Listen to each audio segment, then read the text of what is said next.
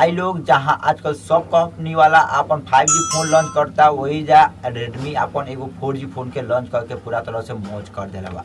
वाकई दोस्त लोग मजा ना आइली फोन देखला के बाद से प्राइस भी हमरा कोनो खास अच्छा ना लगल।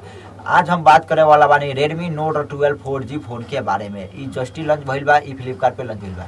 तो चलो लो भाई लोग फीचर बताओ तनी कि का में फीचर बा और ई फोन कैसन बा कैसन नहीं के सब कुछ क्लियर कर दे वाला बानी आज के ई वीडियो में। सबसे पहले बात कही जाइए एक डिस्प्ले के में तालो के 6.66 इंच के एगो full HD plus super AMOLED display देखे के मिला था जौन की काफी हद तक अच्छा बा। 1200 निट्स की ब्राइटनेस बा जौन की हमरा ठीक ठाक लागल और मतलब कम क्वालिटी ठीक बा भाई। डिस्प्ले के क्वालिटी में कोनो कमी नहीं है, अच्छा खासा बा, मजा आ गल डिस्प्ले के मामले में बिल्कुल ही अच्छा बा। अबे भाई लोग अगर कैमरा के बात कही जाओ तो कैमरा कोनो खास अच्छा नहीं है। बैक में तालो के 50 MP के प्राइमरी कैमरा मिली, 8 MP का अल्ट्रा वाइड, 2 MP का मैक्रो वगैरह देखे के मिली और 13 MP के सेल्फी कैमरा देखे के मिली।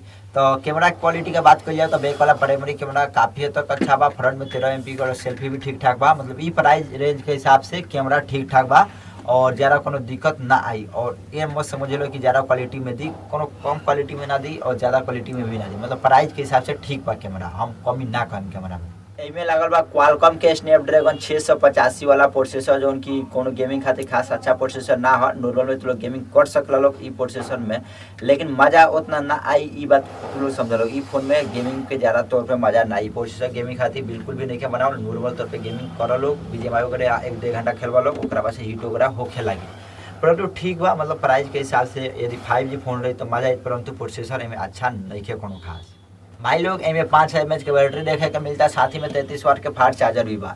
तो बैटरी बैकअप ठीक ठाक दे रही। सुपर एमोलेड डिस्प्ले बा जाना वजह से बैटरी बैकअप हमनी के अच्छा देखे के मिल जाई। 33 वाट के फास्ट चार्जर भी बा। तो तहरा लोग के बहुत ही आसानी से फोन 1 से 1.5 घंटा के करीब में फुल चार्ज हो जाई। तो काफी हद तक हमरा अच्छा लगल। और प्राइस के हिसाब से यदि 66 वाट के दिल तो और भी ज्यादा मजा आई, लेकिन चलो 33 वाट में कोनो दिक्कत नहीं है, ठीक बा। आउट ऑफ बॉक्स ई फोन हमनी के एंड्रॉइड 13 पे देखे के मिली जौन की लेटेस्ट बा। अपडेट के साथ 14-15 भी हो सकेला, लेकिन कंफर्म नहीं कि कितना साल के ई ओएस अपडेट दी या सिक्योरिटी अपडेट दी, कोनो भी बात के कंफर्म नहीं है।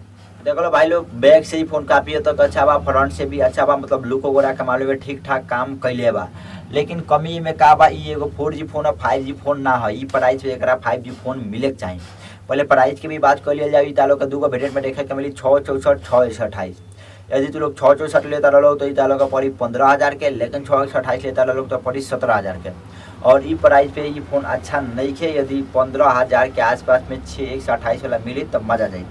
मतलब 2-3 हज़ार अधिक लगता है फोन में। और 5G यार दे तो मजा जाए। एक कंपटीशन में ऑलरेडी पोको X4 प्रो वगैरह पड़ल बा। एक कंपनी है जौन की ऑफर वगैरह में 15-16 हज़ार के आसपास में देखे के मिलेला 5G फोन। मतलब हमनी के वो परचेस ना करके ई काहे परचेस करें जा 4G फोन के। तो ई भी एगो कमी बा।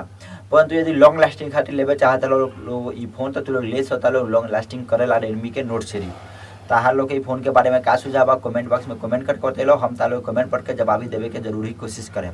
ई वीडियो कम नहीं चाह ज्यादा लंबा खींचे, ऐसे ई वीडियो के एजा करता समाप्त। मिलता नहीं आता लोग से अगला वीडियो में, तब तक बाय बाय। जय हिंद, जय भारत, जय बिहार।